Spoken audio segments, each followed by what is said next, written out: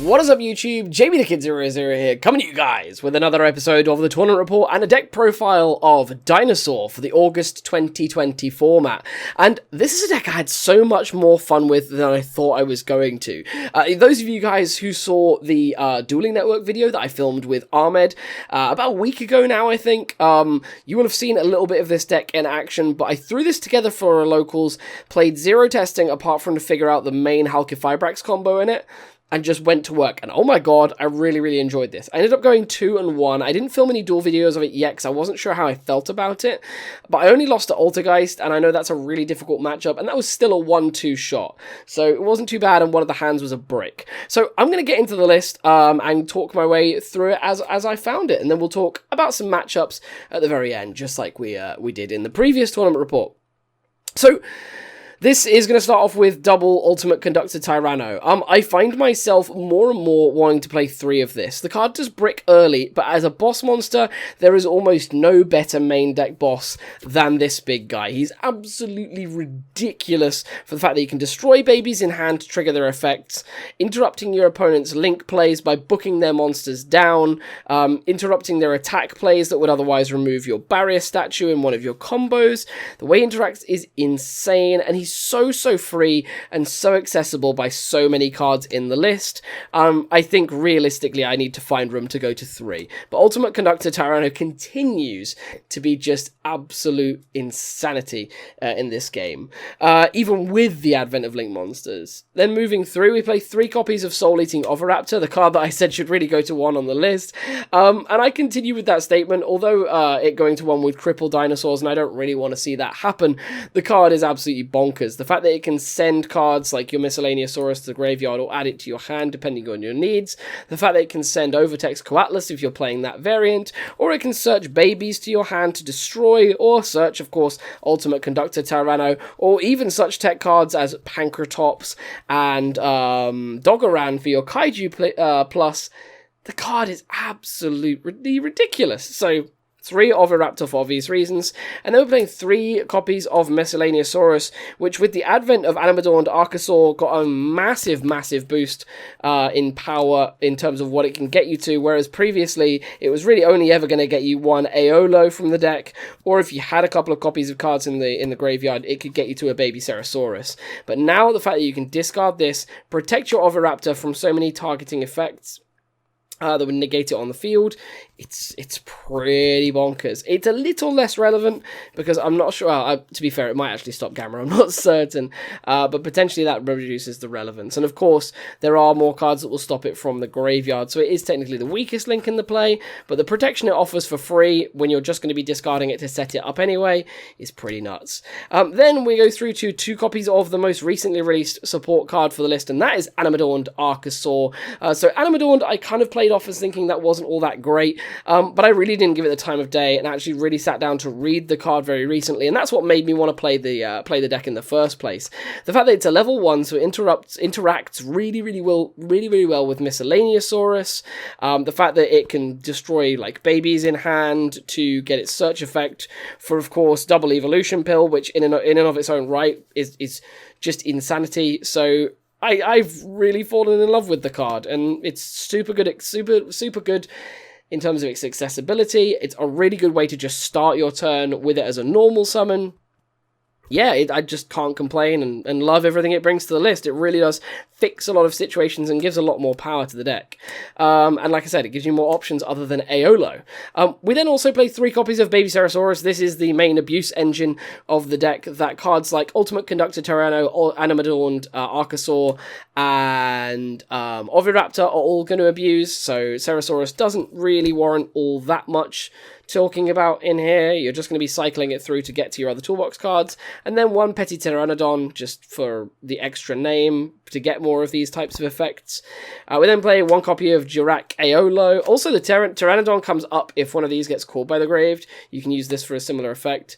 Aolo, of course, you use it for your Use it for your Halqifibrax combos, your Herald summons, your Trishula summons. It's there as a toolbox option should you need it. And then we play the one copy of Giant Rex, which comes up a huge amount for a lot of attrition. Normally, as you get into your mid-games, you're going to be able to normal summon one level 4 monster per turn. And if you're able to interact this card in with cards like Ultimate Conductor, Tyranno's Summon, or Double Evolution Pill to summon it out, you're able to get the banishment off on this, special summon it to the field, and then it'll accompany those level 4s, and you're going to very quickly be able to generate free Largias and free Dolkers. So the advantage system this generates is pretty cool. Worst case scenario, if you're into those true grind games where you're just top decking UCTs, you can just dump Ultimate Conductor Tyranno onto the field, banishing this from your graveyard. It then comes back and you get free fuel for the Ultimate Conductor Tyranno's effect. So it's pretty cool like that. Then we play like a last accessory card, which is the one copy of Dino Wrestler Pancratops. It's really good as just a going second option because we are going to try and go hard first in this list, but we're very, very capable of going second. It's searchable with your Oviraptor, and I believe potentially summonable by Pill. I've not actually read Pill for long enough to work it out. But it's just in there as a really, really cool toolbox to add to your hand. If your opponent has a massive board, you can special summon this after you've searched it off of Oviraptor. And again, it's just a really cool option. And that rounds off the full Dinosaur complement. And for once, this is a deck that I'm kind of titling as something that actually has a massive engine within it. It's not like an Invoke deck, which of course just has like 3 cards in there. It's actually a real Dinosaur deck. And now for the supporting cast. Play the one copy of Mecha Phantom Beast O-Lion. I really need to get an Ultra in because they are gorgeous. Understandably, this is in here because we're playing the Halqifibrax variant. And then the one barrier statue of the Stormwind for the Stormwind combo with... not Garuda, I forgot its name now, the Simorgh link. So you're able to make, your end board is Ultimate Conductor Tyranno, Double Herald, Simorgh this, which is... it's so silly. So that's, like I said, our accessories, our bricks. I drew each of these a couple of times. Like, O-Lion isn't that bad, but drawing Barrier Statue is really hard. There was a situation in which I just went UCT normal summon Barrier Statue pass, and that got me there. Then for the hand traps, we are playing 3 copies of Nibiru. This I potentially want to change. A lot of decks are playing around it, and I didn't entirely like it over the course of the locals from yesterday. So I think these could really afford to come out in lieu of, say, Ghost Mourners or Ash Blossoms. I definitely think it needs to be another Interrupter, but I think that Nibiru can definitely change. Also, because this is a version we're playing which goes hard second, it doesn't interact all that well with the fact that we're making the Barrier Statue board. So, like I was saying, I think these can definitely go. And then we're playing 3 copies of Cyframe Gear Gamma, who is absolutely essential in a format wherein Numeron Network exists, and of course the one driver to back them up. When Network exists, that's going to put Zexal on the field, which basically just says this deck loses because this deck is almost entirely based around activated monster effects. I think this is absolutely mandatory. I loved it as well because you're able to use it if your opponent like Ash Blossoms or Fossil Dig or something like that. You can immediately then Gamma, and then you can use them to make your Halqifibrax for free, beginning your combo without burning your normal summon. It's also really cool into boards that can be set up by decks like... I forgot the name of it now. Adamancipator. So this came up in clutch when I set up like a five link chain of like activate Lost World. They go. I can't remember what they tributed. They tributed a guy to negate the Lost World. I go Gamma. Sorry, I go Called by the Grave to negate the negate, and then Gamma to negate the next follow-up that it had, and the chain all resolved, and it was glorious stuff. I can't remember the exact order, but you get the idea. But card comes up, crazy amounts, does demand that you play Lambda in the extra deck, but I think it's entirely worth it.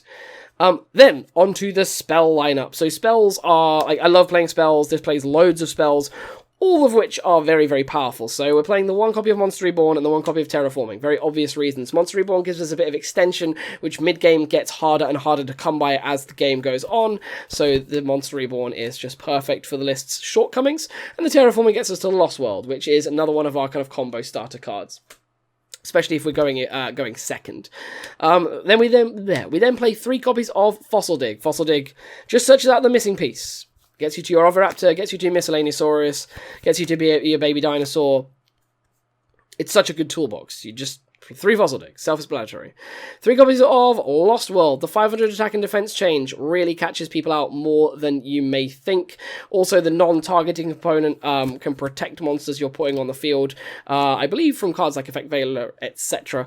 So the Lost Worlds are just clean for that sort of thing. Even if you're going first, just be sure to try and set up a way to relieve your opponent of the token.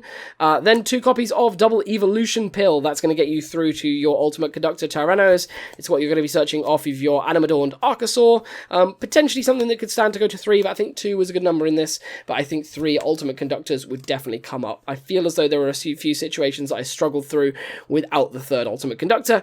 And then because of all the combos we're playing, we do play 3 copies of Called by the Grave to ensure that they all go through. So obviously those called bys are going to be chilling. Then onto the trap lineup. It's very, very simple. As you guys will more than likely expect, it is 3 copies of Infinite Impermanence. Almost forgot the name there because these ones are German.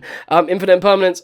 This fills a lot of the information that I went through about Gamma. We absolutely need it to be able to stop the Numeron combo. And it's still a really, really strong hand trap. It's superior to Veiler in this list with the exception of the interaction with Lost World. But it's still very much worth having. Then we'll move on to the extra deck. I'm not going to talk about the side deck because it was a very hurried component that I didn't think through. So side deck is not worth exploring in this video.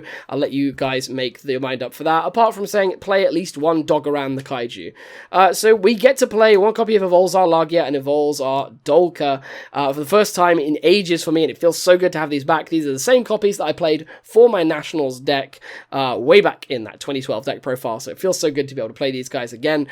Just the obvious Omni Negate and Monster Effect Negate that you're able to make almost for free in this list, but you only ever play 1 of each of these because you're only really going to make them once, and if you absolutely have to, they are both equally as good to make as each other. There will be a few niche situations in which you wish you were playing 2 of one and none of the other, or vice versa, but 1 of each is fine, and if you're forced to have 2 materials on the board, you don't really care if you're making these into a suboptimal position. The negates they give you are ridiculous all the same. And then 1 copy of Abyss Dweller. Feels good to be able to play this again. I haven't played Dweller in a good while, just because a lot of my lists really didn't have the room for it. So Dweller's just super cool, and I love being able to play it again. Then for the link lineup. The links, I wish I could play some more utility links.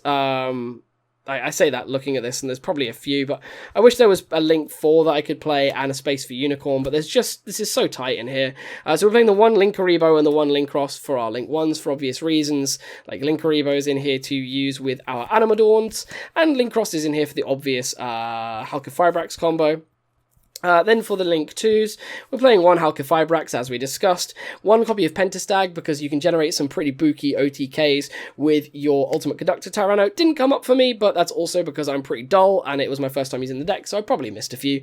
1 copy of Nightmare Phoenix, for obvious reasons. You don't have any spell outs in the main deck, so you absolutely need them in the extra deck. The 1 Psyframe Lord Lambda, which we play because we're now playing the Gammas, so if you have the Gamma in your hand, you'll often have a couple of free monsters on the field that you can turn into this, and it protects you for further plays as you go along. We then play the 1 copy of Reaprodocus because we need it for our Simorg Bird of Sovereignty combo. And that's all it is in there. Let me know, by the way, in the comment section down below if you want to see the Simorg combo, if you're not familiar with it. And then otherwise, for the Synchro lineup, we are playing the 1 copy of Martial Metal Marcher, 2 copies of Herald of the Arclight, which God knows it makes me want to play a copy of Soravis, and then 1 copy of Trishula, Dragon of the Ice Barrier, which did come up once, and it always makes me very, very happy to play this. So guys, that brings me to the end of the list. Of course, it was 15 cards in the extra deck, and 42 cards in the main board. I suppose to talk through some matchups. My first matchup of the day was up against Shaddoll Invoked. Game 1, it was a fairly slow hand for the list, so I was able to pretty much just power through very, very quickly, and it was actually a very swift 2-0, because into Game 2, my opponent was just stuck in a situation wherein I had gone, I believe he made me go first, and I was able, Ori bricked again, and I was able to just set up full combo, and that just wasn't something that you could play through. So there's not a lot to talk about with that. Game 2 was a bit more eventful. I ended up taking first turn, setting up a fairly strong negate board into No, I'm thinking of the game 2 in that. Game 1, I go into Adamancipator, he makes full board, but he misplays and doesn't end up with a Boral Savage on the field. I'm able to go Lost World. He then negates with oh, I've forgotten the name of it now. Dragite, I believe. I Gamma the Dragite. He chains Koakimeru Guardian. I chain Called by the Grave, Banish the Guardian, Gamma the Dragite, Lost World resolves, and I'm able to play out from there, pushing his board off. He does set up, and he had a bit of Abyss Dweller set up, so it was a little bit of attrition going through that. Game 2, he goes full board, and I lose. Game 3, I go full board, and he loses. And then it's kind of a similar story in reverse with Altergeist. Game 1, I'm able to go first, but he is able to completely grind me out. I leave him on 1,000 life points, but as you will have seen in my Plunder Patrol duel video, the board of Recurring Silquacious and forgot the name of it now.